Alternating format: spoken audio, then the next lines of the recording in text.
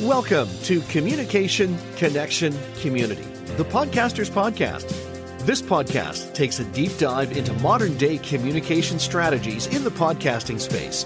We chat with interesting people who make the podcasting and speaking spaces exciting and vibrant. We also dive into the podcasting community with news, updates, latest trends and topics from this ever-evolving space. So strap in. It's going to be one amazing ride. Let's dive into today's episode. And my guest today is Mark Herschberg. He's the author of the Career Toolkit, Essential Skills for Success That No One Taught You, and creator of the Brain Bump app, not Brain Dump app, the Brain Bump app. From tracking criminals and terrorists on the dark web to creating marketplaces and new authentication systems, Mark has spent his career launching and developing new ventures at startups and Fortune 500s and in academia, with over a dozen patents to his name. He helped to start the Undergraduate Practice Opportunities Program, dubbed MIT's Career Success Accelerator, where he teaches annually. At MIT, he received a BS in physics, a BS in electrical engineering and computer science, and a master's in electrical engineering and computer science focusing on cryptography. He's also spent the last 3 years guesting on podcasts where he has guested on over 400 podcasts. We're going to have a fantastic conversation about a number of different things. Mark, welcome to the podcast. Thanks for having me on. It's my pleasure to be here. Let's do a deep dive into the podcasting space. I mean, you have a lot of accolades to the work that you've done, and thank you so much for all of the work that you've done over the years.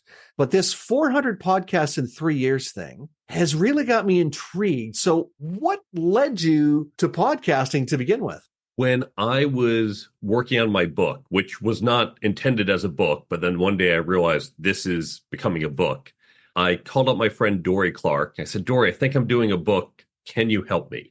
And she was kind enough to sit down with me, give me some advice. Dori is a award-winning business book author, very successful. And she said, for my next book, I'm going to go on 150 podcasts to promote it. I thought, okay, well, if that's what Dori's doing, that's what I should be doing. And I set out to go on 150 podcasts. Once I figured out how to find and get on podcasts efficiently, at that point, the flywheel was going, and I just kept on going because I wanted to. I'm an overachiever, but also because it's a lot of fun. And so I've been on 400 to date. We're recording this in June of 2024, but I expect to keep going and appearing on just any podcast that really wants to have me. Phenomenal journey as you get into the space. A lot of people, when they're getting in, they'll use the guesting experience as a springboard into hosting their own show. But you don't have your own show. You've been on 400 other shows or 400 plus guest appearances. Why don't you have your own show? It's a question I get asked often. And it's important to understand what your goals are. Now, I'm probably a little different than most podcast guests in that I really don't sell much. So a little context to understand why I don't have a show. There is Mark Herschberg, who does tech startup companies, and that's how I make my money. There's Mark Herschberg, who has a book called The Career Toolkit, but let me tell you, no one makes money selling books. Maybe Stephen King, a few others, but the standard business book author, that's not how you make money. Most people who do that make money because they're also a coach or a consultant, but I don't sell any services around that. I'm not trying to be your executive coach, so I've got nothing to upsell. I do some paid corporate speaking, but you don't really sell that through your own podcast. And then there's Mark Herschberg, who has Brain Bump, which is a free app. I give away, it's free for everyone, so there's no money there. So my goal is sharing information, which I can do by casting a wider net by going on different shows and hitting different audiences. There's maybe a little bit of selling, hey, buy my book or download the app, but that's a one-off thing. And so you can learn enough in one show to decide if you want to go further. Hosting my own show, there's nothing to upsell. Where hosting makes sense is I want you to buy my $5,000, $10,000 coaching package. So now I'm going to go to other shows to get you to come to me and then build up that trust show after show. But that's not my goal, so I don't need a show for it. It's a really good answer because, again, you would expect that after 400 plus guest appearances that you would be ready to do your own show. But as you've just explained, it doesn't make sense. It's not a fit. And why would you do it if you're not going to be able to, like you say, to create that funnel or that customer experience or that journey to allow people to follow you, not just to follow, but to find out more and really get into your community, which is a place that I believe is where podcasting is going. I'm sure we'll talk about that a little bit. But you said something very interesting about that there's the podcasters who they're coaches, they're consultants, they have that offering that they're going to utilize. And your experience has been working with not only guests, but hosts and making sure that they're giving the best experiences to their audiences. So let's shift into that a little bit, because I think that there are a lot of benefits to having a podcast or being a guest on podcasts. But some podcasters, actually probably a large percentage of them, for whatever reason, they're missing the mark. And why is it they're missing the mark? And they just haven't had any training. Said, well, I've heard some podcasts, so I think I'll start my own. And that's like saying, well, I've seen other people drive, so I'm 16 now. Let me just start the car. I know what the steering wheel does, and there's a gas pedal, and I think there's some other thing in there. But of course, when you watch a 16-year-old drive, it's very stilted because they just don't have the experience. And that's why we give them driving lessons. That's why we have a provisional license where they're being supervised. But podcasting, same thing. Well, okay, there's a microphone. I hit the record button. Isn't that it? That's the only thing I see. And so I think just through services like yours, through podcasting community, through talking to others, we can start to learn it's not just press the gas and turn the wheel. There's a little more subtlety to it. Yeah, it's like saying, I've watched NASCAR on TV. Looks like you just get behind the wheel and drive in a circle a few times, and the goal is to be in front all the time. That might be a simplified version of it, but you're right. And I find that training piece is crucial. And having a goal, having a vision or a plan for where you're going to take this thing. And I think that's one of the challenges in the podcasting space. It's why we have, I think, such a lot of shows end up in podgatory, shall we say, because people start their show, they're all excited, they've heard podcasts, they go, I'm going to do that. And they do a few shows and go, oh, this is harder than I thought it would be. Or they want to be the overnight success. They listen to a big show like a Joe Rogan show and go, hey, if he can do it, I can do it. Not realizing that there's a formula or there's a system or there's a way to make it successful for yourself, but it doesn't just happen by chance. They also don't see what's off camera. So just like if you're a driver, you do have to maintain your car. You have to change the oil and fix a flat tire from time to time. So too, we see pod fade happen so often because people say, well, I hit record, I got the show done. Maybe they did editing. They have that concept. And then I just upload it. Why don't I have 1 million people listening? Because you have to work at it. And that's the part people don't see. They don't see all the effort you're doing to gain listeners, to build the brand, to market it. And that's where people get very frustrated that it's not the overnight success that they thought it could be. The other piece of that equation, too, is there's this emphasis now. It's probably been going on for quite a bit, but we're seeing it more and more, this emphasis on quality. And I've been harping on this since day one, where good enough is good enough if you know what the standard or what the metric is.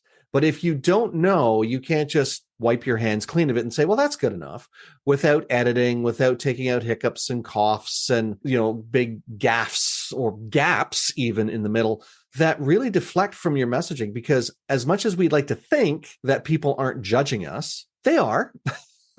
They're very much judging the quality of not just the content, but also the production value. And I've heard on more than one occasion, you probably have too, Mark, that, oh my goodness, I can't believe these guys or these people are just rambling and not really saying anything. There's nothing of value.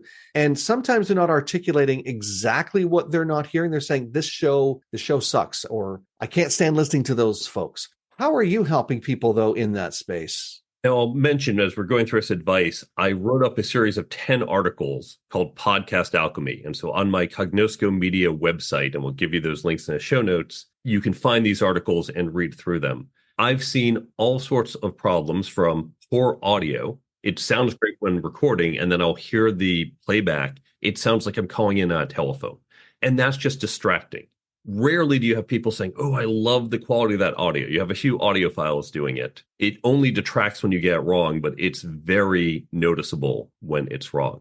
Sometimes we have people ramble too long, both hosts and guests. Now, a lot of people like the authenticity of podcasts. They like it's a conversation. We're not just focused. This isn't a college lecture. But I've seen shows where they'll spend 10 minutes talking about mutual friends or other background. And the listener's just thinking, I could deal with a minute or two. It warms me up into the conversation, but I'm getting bored. I don't need to hear about your vacation last month and what it was like bringing your kids versus the other person's kids. So keeping a reasonable amount of diversion, but mostly staying focused. And then one of my biggest pet peeves with guests is where guests say, I've got 6 secrets on how to create a great website, but you have to buy my book in order to get, or you have to download my whatever. You know what? They're not secrets. I can tell you in my book, I think I have good advice, but I'm not saying this is the only place to get that advice. A good deal of it you can get many other places. I just say it in a certain way that's maybe better or worse. And so I had the philosophy going on these shows where I would talk about the book. Say, ask me anything. I will give you. Here is the advice. Here is the takeaway. I give it away all for free in other sources because it's about, I think, first, helping the audience. That's what we are here to do first and foremost. But even if you do have something to sell, again, you're not making money from your book. You're building the brand trust. So give away those free samples because people aren't going for, oh, the 6 secrets, I have it, now I'm done. They're going for what's underneath that, getting the bigger picture that they get in your book, your class, your lecture, whatever it is you're trying to promote. Building the brand trust, but also building that relationship so people have developed enough of a know, like, and trust factor so that they will, at the appropriate time, take the next step or take that big step and start working with you or tap into one of your program, an event or something that you're offering from the show. And I like how it's funny how you mentioned the giving away things for free.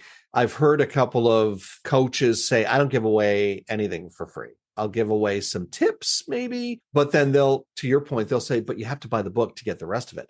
The other side of that is they give away everything for free, but what they don't get, this is, I think, where some podcasters also trip up is my first podcast was about speaker training and coaching, and I would give everything away for free. But what the audience never got for free was me. They never got me as a coach. They got the tips, they got the tricks, they got even the techniques, but you don't learn unless you do tap into those services. So this whole idea of holding your IP close to your chest and saying you can't have it unless you pay for it, I think is counterproductive to what we should be doing, because you're right. It's out there somewhere. If not in your Rolodex of services, somebody else has something that is similar and they're willing to give it for free. I'd liken it to fitness training. If you want to lose weight, get in shape, learn how to use some piece of equipment, you can absolutely find that for free on the internet. There is a video for everything, how to do this type of exercise, how you should think about your nutrition is 100% free. But then why are people paying for fitness coaching? It's because you want to get personalized. You want to get the most out of your time investment. And that's where you do need, whether it's one-on-one coaching or small group coaching, that's where you're getting that extra return. Now, if you're just trying to drop 5 pounds, okay, go look for advice on the internet and go follow some best practices, you're fine. But when you're really trying to take that extra step, make a bigger change, have a bigger impact, that's where you need that personalized input. The personalized service for sure does make a huge difference. And yeah, you're right. There's a lot of things you can figure out on your own. But that's why when you can't figure it out on your own, or you don't have the video, or to your point about the coaching, I know that if I just keep losing 5 pounds, or a pound a week or whatever it is, I'll eventually, with proper diet and sleep and all of that stuff, I'll be good. I'll lose a few more pounds and I'll look great. That doesn't mean I've strengthened muscle mass, which a personal trainer can help me figure out what muscle group to work on, how often to work on it, all of those things. So I'm glad that we've solidified that. I did look back up a little bit too about something you mentioned, which is one of my biggest pet peeves as well. And it's when the conversation goes off into a completely different direction or becomes too personalized that the audience ends up being in the background. And when the audience goes, wait a minute, they're not talking to me. Like you should always be talking to your audience. So, Mark and I are having this phenomenal conversation. We're talking to you. And I hope that you're getting some great tips and techniques from this. Mark and I are sharing our experiences. We're not having sidebar conversations about, how's your favorite baseball team doing? Oh, great. Like it's not relevant. One of the best examples I can think of, and maybe you have one too that you'd like to share or some other insights on this. I remember doing a podcast audit for a podcaster who wanted to elevate the show, wasn't sure how to do it, couldn't figure out why they weren't getting traction from the show. And I listened to a bunch of episodes. And one episode specifically was talking about how, okay, we got to get this episode done in a hurry because the World Cup of Soccer is on. So we're going to quickly talk to my guest. And there was so much deflection from the guest. It's almost like the guest wasn't there because I got to talk to this guest because we're recording an episode, but I got to also do this quickly so I can get to the World Cup of Soccer, that it was so much of a turnoff. And I remember putting that in the evaluation in the audit, and I didn't get any pushback from it. But I remember thinking, if that's how you're addressing your audience, if that's how you're showing up, you're not going to have an audience for very long. It sounds like the audience and doing the show was a burden in that case. Yeah. First and foremost, guests and hosts both need to remember we are here for the audience. It's not about selling. It's not about promotion. It's about creating good audience value. That value, then you build the brand trust and people are open if your goal is to sell something.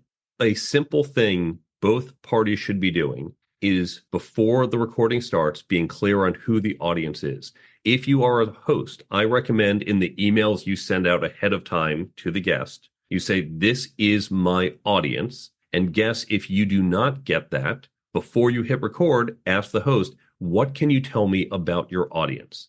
Now, I know that many services don't have a lot of information. They might just say, here are the countries, here's the age range, gender breakdown. And if that's all you have, that's okay. But even then say, but here is my archetype. Here's who I'm thinking about as the host. Here's who I'm looking for as the audience, or who I like to think I'm talking to, because that's what you orient the guest. And as a guest, you want to keep that in mind when I'm asked questions. This is where the leadership advice in the book, okay, it's leadership advice. It's a little general. I do have a couple examples.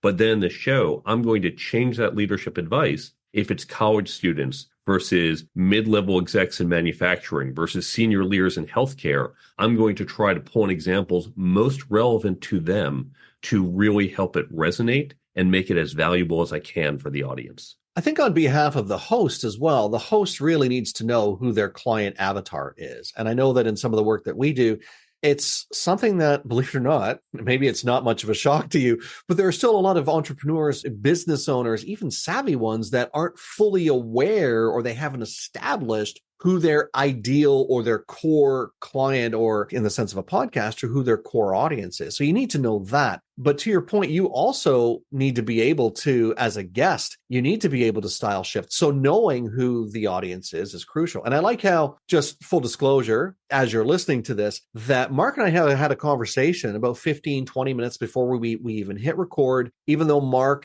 and I are connected through Podmatch. And I can't say that enough, because I'm sure that Alex Sanfilippo at some point will write me a big check for saying Podmatch a number of times. And through Podmatch, I have a profile. Mark has a profile. I see his biography. He sees who my ideal client is, or my core audience.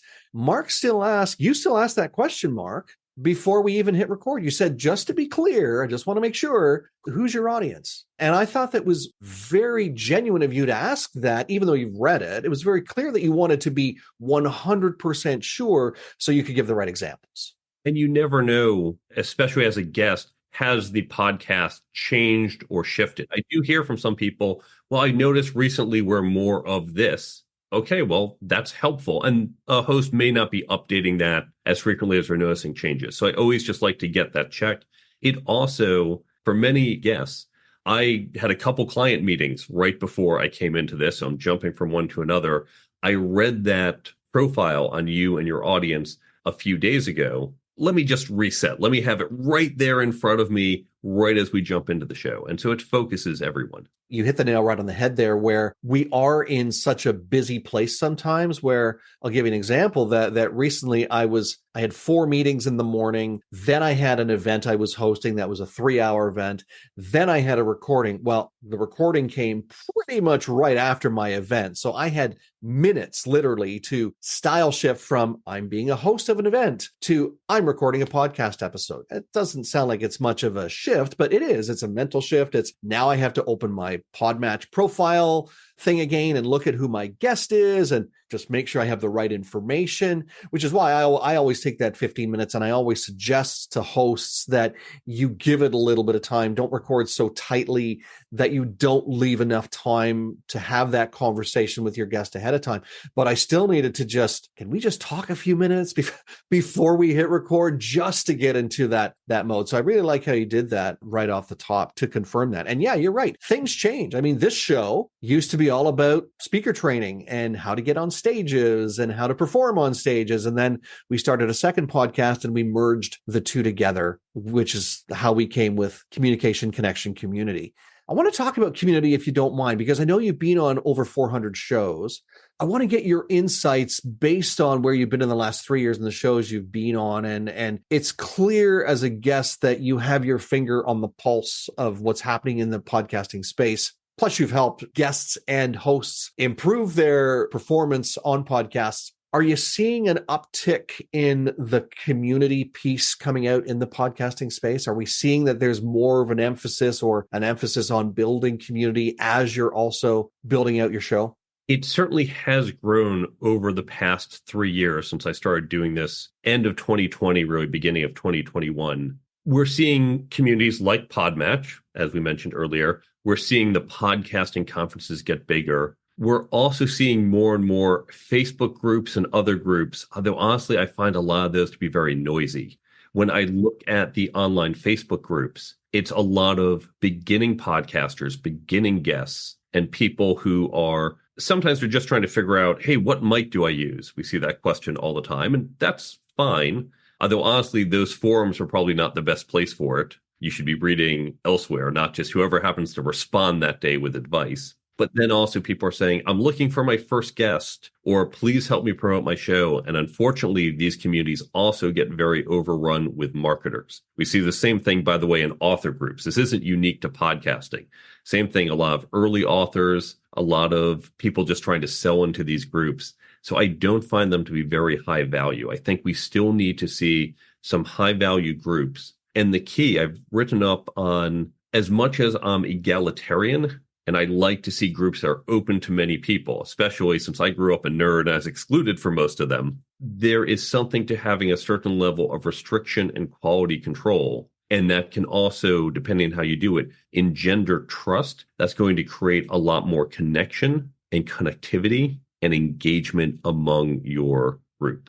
So we need to, I think, create some higher quality groups in the community. I like the way that you explained that and identified some of the challenges that we're seeing. And I've seen that too, especially on Facebook, not so much on LinkedIn, but certainly on Facebook, you see these, and some of these groups are massive, thousands of people in them. And like you say, what microphone should I use? Well, what's your budget? I mean, if it's less than $50, you're kind of limited. Oh, actually, no, you're not limited. There are a lot of options in that. But again, it goes to, okay, well, what's the quality that you're going after? Because quality is one of those things that is, we're really seeing an uptick in the quality, not just of the content, but also the quality of the sound, of the video, of all of those things, especially the audio that's being put out there. So great insight on that. I did want to give you the opportunity to some quick tips for hosts and guests. I know I don't want you to give away your best stuff, but some quick tips for guests and hosts that maybe need a little bit of an uptick in how they're doing things. What would you suggest to guests and hosts? Let's start with guests. What can they do to just be better guests? I do give it all away. I had people say, Mark, you could do some coaching for podcasts. I don't want to do coaching. Everything I'm going to tell you and more, you can get in my articles completely free. I don't even need your email. Just go read them. So for guests, couple things. We talked about keeping the audience in mind. We talked about giving away the content. Don't hide it. Don't say, buy my book. You have to do further. Just give it away. Don't monologue. We have seen people who get onto a topic and just keep talking. I aim for answers that are probably about 60 to 120 seconds. I may go a little longer, especially for some of the things I get asked, and I have to give some context or an example. Maybe there's one or two things that might be a full 3-minute kind of monologue. But otherwise, this is a conversation. This is not a formal talk. So have that conversation. Don't promote your content. I hear people who say, oh, well, in my book, and of course in chapter 7 and on page whatever and this, and they just hit over and over.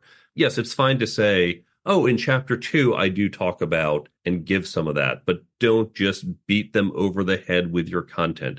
You're there to provide value. You can do the call to action, the little bit of sales at the end, but you're there for the audience, not for selling your material. I like that. I think that's a technique that I think spilled over from the conference/speaking world, where somebody would be on stage and they'd say, in chapter 7 of my book, da da da da, and then, oh, by the way, that book I was talking about, you can grab your copy. It's at the back of the room, right? So this is a different platform altogether, right? So I'm really glad you shared that, because I think that does get overdone quite often.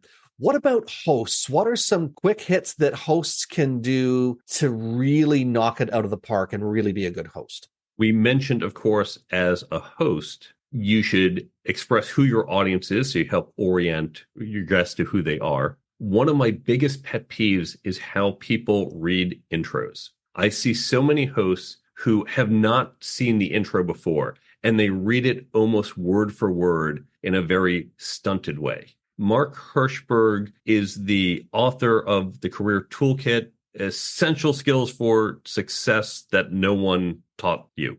Scan the thing. Just scan it ahead of time. It's okay if you have to pause between a word. My bio, especially with words like cryptography, that usually trips people up. But for example, we didn't have this in my bio, but in some of the longer versions, I'm on the board of Plant a Million Corals. It's a nonprofit where we're just trying to help the oceans. And I can't tell you how many people see it as plant a million corals. But if you scanned it ahead of time, clearly that word doesn't work. So just glance at it ahead of time, maybe practice it once or twice. You sound professional when you read it correctly. It's not about even trying to make the guest look better. It's just sounding like you know what you're doing versus you're caught off guard like a deer in the headlights. And it really makes you look amateur. To me, it's hosting 101. And maybe this is a spillover from my training as a broadcaster, where I would read everything over at least once. Some of it was done on the fly, I'll admit, but I always, before we started a game, before we hit record, I said, just to confirm, your last name is Herschberg, because you never know if there's an S and a C and an H. Is it Hirsch? Is it Hirsch? You just don't know. But then also I knew, and by the way, you probably heard the cleaned up version of my introduction for Mark. I tripped over it a couple of times and I read it out loud twice before I even got on the call with Mark. So it pays to read it over, not just so you're familiar with it, but so you can have that authentic, or that make it sound like you're not reading. That is a skill. And again, it's one that as a broadcaster that comes very easy to me. But if it's not a natural skill that you have, the practice, the reading it over, maybe it's more than twice. Maybe you have to read it 3 times. Maybe you have to copy and paste a bio and put it into a Word doc and edit it a little bit so it is more free flowing than the one that the guest has given you, just so that you do sound and you come off as being the expert. There's nothing worse as a guest than hearing the host read your bio, make it sound clunky, or even worse, read it incorrectly or make stuff up. One other thing that really frustrates me is when the call to action hosts say, and we're going to have the link to your website in the show notes, but they don't say what it is. And we have to remember when, where, and how people engage with this content.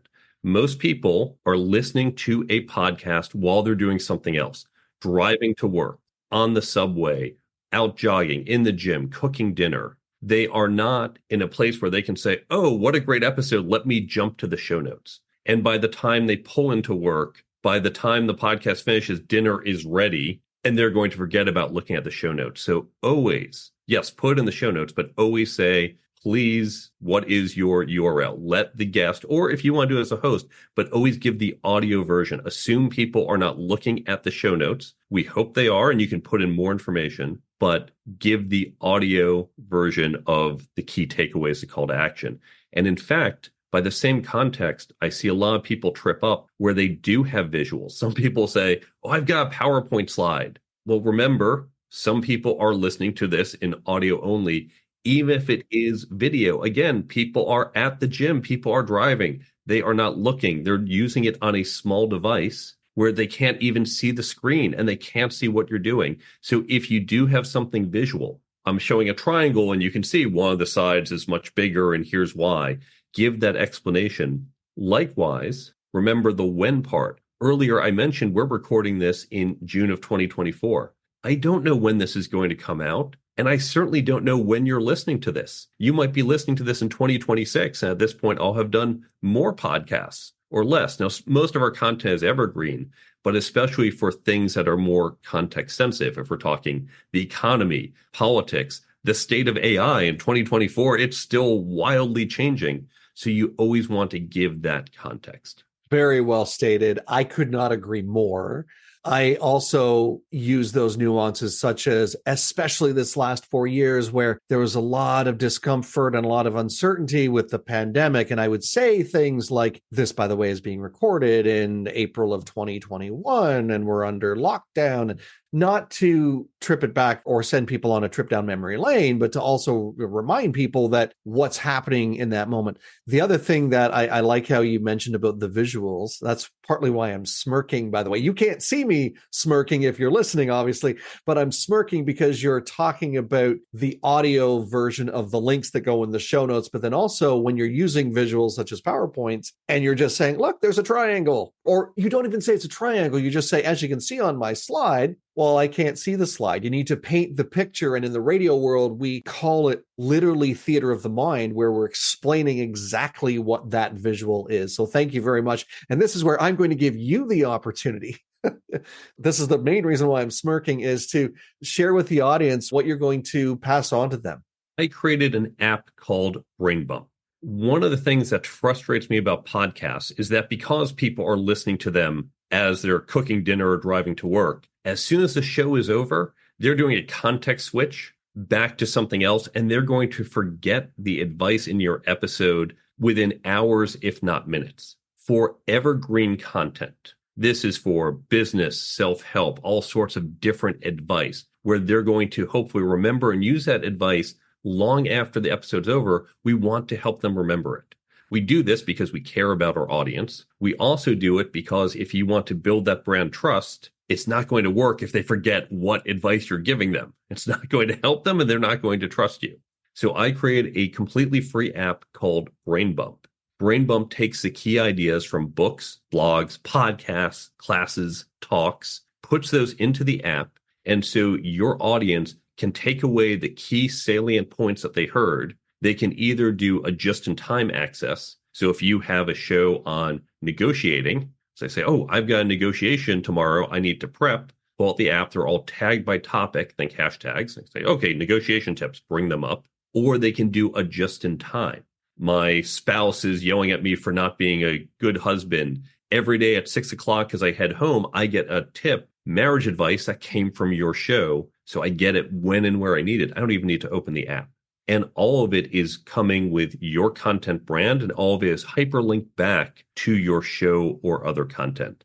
So that's the Brain Bump app, and you can find it at brainbumpapp.com. At that website, there are links to the Android and iPhone stores. There's also an FAQ, and if you are a content creator, if you're a podcaster or speaker or have other content, there's a form at the bottom of the page if you're interested in getting your content on there completely free to stay sticky with your audience. I love it. Brain Bump. That's bump with a B, by the way.